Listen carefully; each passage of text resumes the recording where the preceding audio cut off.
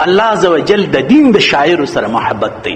شاعر وای عقل و دل و نگاہ کا مرشد اولین ہے عشق. دا د تصوف شعرونه دي. عقل و دل و نگاہ کا مرشد اولین ہے عشق. عشق نہ ہو تو شرع دین بت کا د تصورات. په دې بیت کې شاعر سوای درې شانی مریدان کړي دي، یو پیر کړي دي. عقل یو، دل زړه دوا، نگاه نظر درې. عقل دی په دماغ کې دی، زړه دی په سینه کې دی، سترګې دی په سر کې دی. دا مریدان دي. د چا مریدی کوي؟ عقل و دل و نگاہ کا مرشد اولین عشق. د دوی مرشد بیا څوک دی؟ عشق دی. عشق پیر دی، عشق مرشد دی، عقل و نگاه و نظر مریدان دي.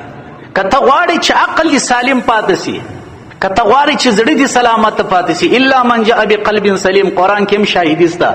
که ته غواړې چې نگاه و نظر دې محفوظه پاتې سي، دا درې بره اخلې، په چیش کې بیا اچې، په هغه تناو کې بیا اچې، په هغه رسۍ کې بیا اچې چې هغه د عشق سره تړلې ده.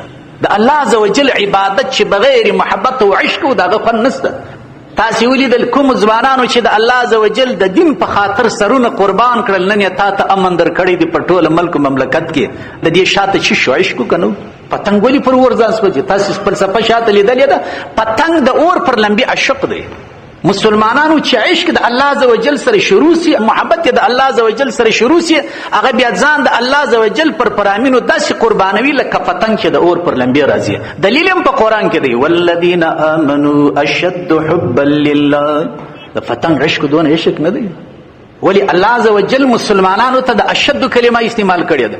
څه چې کائنات مخلوقات الله پیدا کړي دي، د هیڅ مخلوق عشق دومره نه دی لکه د مسلمان عشق د الله عزوجل سره. خلک د لیلا او مجنون مثالونه ورکوي. نه بابا، مجنون خو تر پایه د لیلا په محبت کې ځان نه کوي استشهادي. وینې ورکړلې، شعرونه یې پسې ویل، بیتونه یې پسې ویل، دا لیلا د کوڅې سپیان یې مچ کړي ډېرې دي حیاوي، لیکن دا به وانه اوري چې مجنون د لیلا په محبت کې سر قربان کوي.